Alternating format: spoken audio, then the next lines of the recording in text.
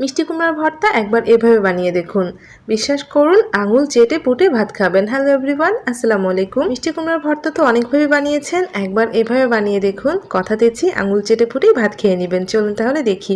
এখানে আমি একটা মিষ্টি কুমড়ার ফালি নিয়েছি। তো মিষ্টি কুমড়ার ফালিটাকে আমি এখন খুব সুন্দরভাবে কেটে খোসাটা ছাড়িয়ে নেব। আর আমি এই জন্য ছোটো ছোটো করে টুকরো করে কেটে নিচ্ছি। তারপর একটা পিলার দিয়ে আমি এভাবে খুব সুন্দরভাবে খোসাটাকে ছাড়িয়ে নিচ্ছি। আর মিষ্টি কুমড়ার বীজগুলোকে আমি আলাদা করে রেখে দিয়েছি। তো 3 পিস আমি নিয়েছি আর ছোট 1 পিস রেখে দিয়েছি। এই 3 পিস খুব ভালো করে ধুয়ে নিয়ে এসেছি। তারপর এখন আমি এই মিষ্টি কুমড়াগুলোকে ছোট ছোট করে স্লাইস করে কেটে নিব। খুব বেশি মোটাও না, খুব বেশি পাতলাও না, এমনভাবে স্লাইসটা করব। তবে একদম পাতলা করিনি, আমি এভাবেই কেটে নিয়েছি। তারপর সবগুলো আমি একটা প্লেটের মধ্যে তুলে নিচ্ছি। এরপর এখানে আমি কিছুটা লবণ ছড়িয়ে দিলাম, অল্প করেই দিয়েছি। এখন আমি চুলায় চলে যাচ্ছি। চুলায় প্যান বসিয়ে দিয়ে এর মধ্যে আমি একটু তেল দিয়ে দিলাম। তারপর এর মধ্যে দিয়ে দিচ্ছি শুকনা মরিচ, বেশ অনেকটা পরিমাণে দিয়েছি। আর শুকনা মরিচগুলোকে আমি এখন মুচমুচে করে ভেজে নিয়েছি। যখন মরিচগুলো খুব সুন্দর এরকম ভাজা হয়ে যাবে, তেল থেকে তুলে রেখে দিচ্ছি। এর মধ্যে আমি কয়েক কোয়া দিয়েছি রসুন, আর রসুনগুলোকে আমি হালকা করে একটু ভেজে নিচ্ছি। এখানে আমি 8টার মতো ছোট রসুনের কোয়া নিয়েছি, তো আপনারা পরিমাণ মতো দিয়ে নিতে পারেন। এর মধ্যে আবার দিয়ে দিলাম পেঁয়াজ কুচি। তো রসুনটাকে হালকা ভেজে নেওয়ার পরে তারপর পেঁয়াজ কুচিটা অ্যাড করে দিয়েছি। আর পেঁয়াজ কুচি আর রসুনটা যখন হালকা বাদামি কালার হয়ে যাবে তখনই কিন্তু ভাজা বন্ধ করে দিতে হবে। কোনোভাবেই খুব বেশি ভাজবেন না। যখন একটু হালকা বাদামি কালার হওয়া শুরু করবে চুলাটা বন্ধ করে দিয়ে নামিয়ে নিচ্ছি। আর ওই প্যানের মধ্যে আমি কেটে রাখা মিষ্টি কুমড়াগুলো দিয়ে দিচ্ছি। আর মিষ্টি কুমড়া যেহেতু আমি লবণ দিয়ে দিয়েছিলাম, তাই আর লবণটা এখন দিলাম না। সামান্য একটু হলুদ গুঁড়া আর সামান্য একটু দিয়েছি লাল মরিচের গুঁড়া। হলুদ মরিচটা খুবই অল্প করে দিতে হবে, জাস্ট কালারটা সুন্দর হওয়ার জন্য আমি এগুলো দিয়েছি। এখন আমি একটু নেড়ে চেড়ে দিচ্ছি। আর তাছাড়া হলুদ মরিচটা দেওয়ার কারণে মিষ্টি কুমড়ার ফ্লেভারটা অনেক বেশি ভালো হবে। তো এরকম মিক্সড করে নেওয়ার পর এখন আমি চুলার আঁচটা কমিয়ে দিয়েছিলাম, একটু নেড়ে চেড়ে দিয়েছি। মাঝে কিন্তু উল্টে পাল্টে দিতে হবে যাতে একদম বেশি পুড়ে না যায়, দুই সাইডে যাতে সমানভাবে ভাজা হতে পারে।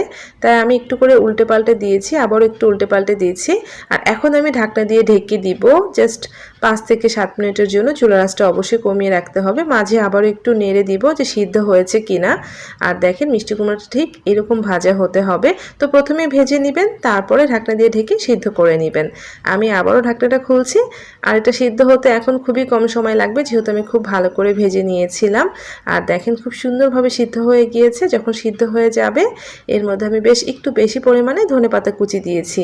আর ধনেপাতা কুচি দেওয়ার পর জাস্ট মিক্সড করে নামিয়ে নিতে হবে, যাতে ধনেপাতা কুচির কালারটা পরিবর্তন না হয়ে যায়।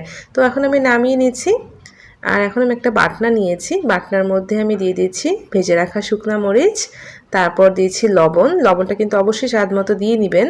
এখন এই শুকনা মরিচ আর লবণটাকে আমি খুব ভালো করে বেটে নিচ্ছি। শুকনা মরিচের ঝালটা আপনাদের পছন্দ মতো দিয়ে নেবেন, যেহেতু মিষ্টি কুমড়ায় মিষ্টি থাকে তাই আমি ঝালের পরিমাণটা একটু বেশি দিয়েছি। তো মরিচটাকে আমি খুব ভালো করে ডলে নিয়েছি। এখন এর মধ্যে আমি অল্প করে কাঁচা পেঁয়াজ দিয়ে দিলাম, তারপর একটু সর্ষের তেল দিয়ে দিলাম। এই দুটো না দিলে আসলে মিষ্টি কুমড়ার স্বাদটাই ভালো হয় না, তাই কাঁচা পেঁয়াজ আর সর্ষের তেলটা অবশ্যই দিতে হবে। একটু বেটে নিলাম, তারপর ভেজে রাখা রসুন আর পেঁয়াজটা দিয়ে দিচ্ছি।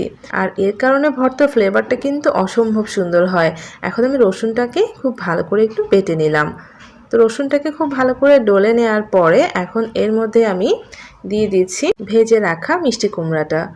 তো অল্প অল্প করে দিয়ে বেটে নিচ্ছি। এটা চাইলে আপনারা হাত দিয়েও করে নিতে পারেন, যেহেতু মিষ্টি কুমড়া অনেক সফট হয়ে থাকে, খুব বেশি একটা ডলে নিতে হয় না। তো বাকিটুকু মিষ্টি কুমড়া দিয়ে আমি এখন একবারই সবটা ডলে নিচ্ছি। খুব ভালো করে সব কিছুকে আমি বেটে নিয়েছি। এখন আমি শেষের দিকে কিছুটা কাঁচা সর্ষের তেল দিয়ে দিচ্ছি। মিষ্টি কুমড়া ভর্তার শেষের দিকে কাঁচা সর্ষের তেল ছড়িয়ে দিলে ভর্তার টেস্টটা আরও অনেক বেশি বেড়ে যায়। সর্ষের তেলটা দেওয়ার পরে আমি মিক্সড করে নিয়েছি। এখন আমি ভর্তাটাকে খুব সুন্দরভাবে চতুর্দিক থেকে টেনে টেনে এভাবে একটু মিক্সড করে নিলাম। এখন আমি ভর্তাটাকে নিয়ে যাচ্ছি। আপনারা কিন্তু হাত দিয়েও কাজটা করে নিতে পারেন। তো আমি ভর্তাটাকে এখন সার্ভ করে নিচ্ছি। তৈরি হয়ে গেল ভীষণই মজার মিষ্টি কুমড়ার ভর্তা। যেদিন মিষ্টি কুমড়ার ভর্তাটা এইভাবে বানাবেন সেদিন ভাতের চাল একটু বেশি দিয়ে রাখবেন, কারণ কখন যে ভাত শেষ হয়ে যাবে বুঝতেই পারবেন না। আর বিশ্বাস করুন এই ভর্তা দিয়ে আঙুল চেটে পুটে ভাত খেয়ে নেবেন, খেতে এতটাই মজা হয়ে থাকে। আশা করছি আজকে আমার মিষ্টি কুমড়া ভর্তা রেসিপিটা আপনাদের কাছে ভালো লেগেছে। আমি কিন্তু ভর্তা দিয়ে ভাত খাওয়া শুরু করেছি, কারণ ভর্তা দেখলে ভাত খাওয়ার জন্য আর অপেক্ষা করা যায় না। রেসিপি ভালো লাগলে প্লিজ একটা লাইক দিয়ে চ্যানেলটা সাবস্ক্রাইব করে আমার সাথেই থাকবেন। সবাই ভালো থাকবেন। আল্লাহ হাফেজ।